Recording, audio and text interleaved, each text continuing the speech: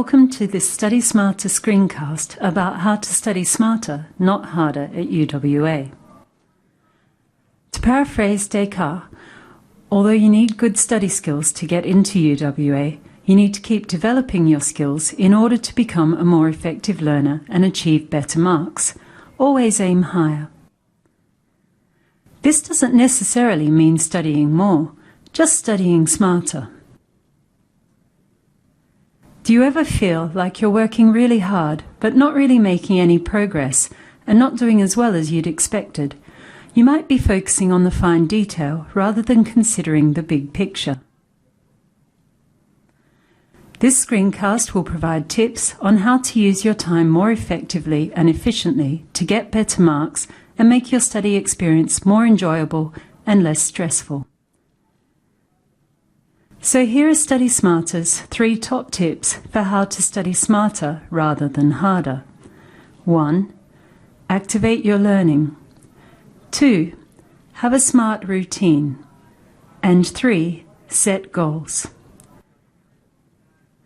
Let's start with activating your learning. By activating your learning, you'll put effort into every aspect of your study, which will save time in the long run. You'll learn much more effectively and gain maximum benefit from your efforts.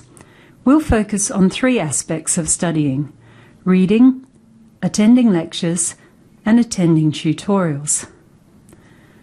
For example, when you're doing your readings for the week, there are a number of ways that you can activate your learning.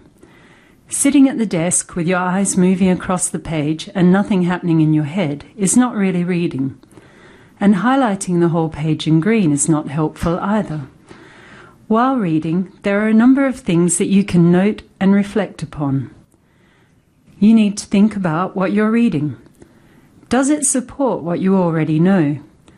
What information conflicts with what you know or believe, and why? What data or sources is the author using to support their view? Is it convincing? Are there any good examples that you can use in your assignment? Is there anything missing? And what kind of language does the author use to persuade you that their view is correct? By thinking about these things, you'll develop a better understanding of the topic and will be able to link it to other information in your unit and from other units. In order to be active in lectures, you need to prepare and compare. Do the readings and try to summarize the key points as a list, mind map, or a brief paragraph. Make note of anything you don't really understand. Many lecturers now make their PowerPoint slides available before class. It's a good idea to print these off, read through them, and then use them as the basis of your notes. When you're in a lecture, only write down key points. Instead of focusing on writing, focus on listening. As you listen, compare what you're hearing with what you already know about the topic and note down any significant differences. After the lecture, it's a good idea to discuss it with a study buddy. You'll have focused on different aspects of the lecture, and by discussing it, you'll strengthen your understanding of the topic. There are also a number of ways that you can be more active in tutorials. For example, you need to be prepared to contribute. This means doing the readings and attending the lecture, then thinking about how the information in each is similar and different and how your previous experience contributes to your knowledge of the subject. Think of any questions you have about the topic. Then, when you go to the tutorial, you'll be better able to contribute to the discussion. You can do this by agreeing or disagreeing with a point that has already been made, or you could ask or answer a question. Be prepared to share your point of view and listen to what others say. Think about how they're contributing to your knowledge. It's important that everyone contributes to discussions in tutorials. Imagine if they didn't. Then it would just be your tutor lecturing, which might mean that you can relax, but it's not a good way of getting the most out of a tutorial. When everyone contributes, we get a much richer understanding of the topic, as we all have different information to add to the discussion.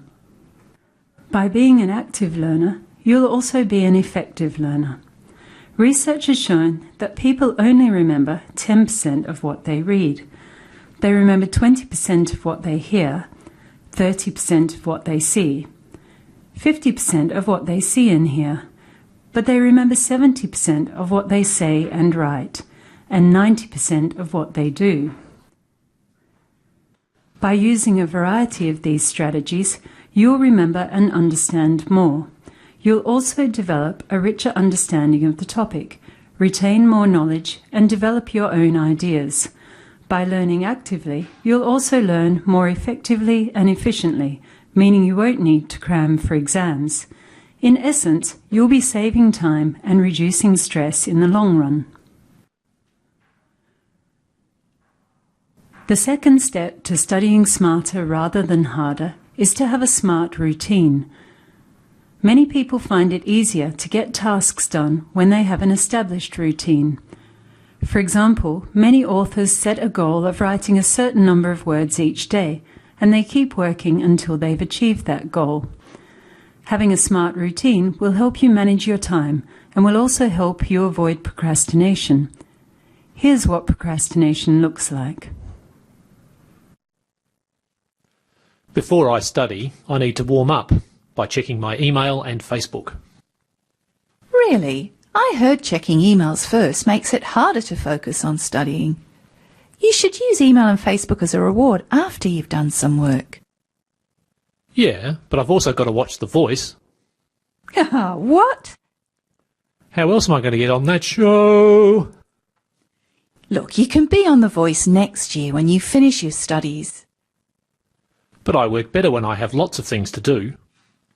No, you don't. I really work well under pressure. You only think you do because that's the only time you do anything. If you started assignments earlier, you'd learn more and get more marks. But I got 65 on my last assignment and did it the night before. I give up. There are many reasons we procrastinate.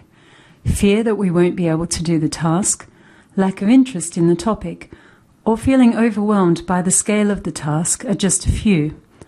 There are some simple ways to stay on track, get your work done, and still have plenty of time for other things in life. First of all, you need to get the balance right. It's easy to put study off and focus on all the other things in your life: family, friends, sport, religion, paid work, and hobbies, for example. This may be fun in the short term, but at the end of semester you're going to be stressed about exams and won't do as well as you could have. On the other hand, some people think they have to study all the time, and they neglect other aspects of their life. This doesn't work either. Students get burnt out, don't study effectively, and start to resent their studies. The best thing is to ensure that you have a healthy balance of study and other activities. One way to achieve this is to plan your time. Try using a free Co-op Wall Planner or the Study Smarter Weekly Planner. By planning your week, you can ensure that you study enough and have time for other things too. This brings us to our third and final top tip. Set goals.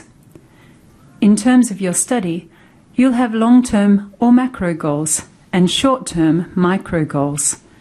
Macro goals include long-term, big-picture goals, things like completing all your assignments by the due date, getting distinctions for all your units for the semester, aiming to do honours, or the direction you ultimately want your career to go in.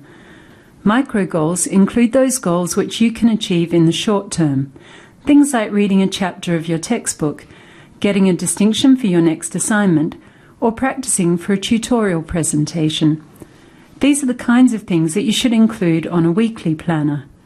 Micro goals need to be achievable and measurable.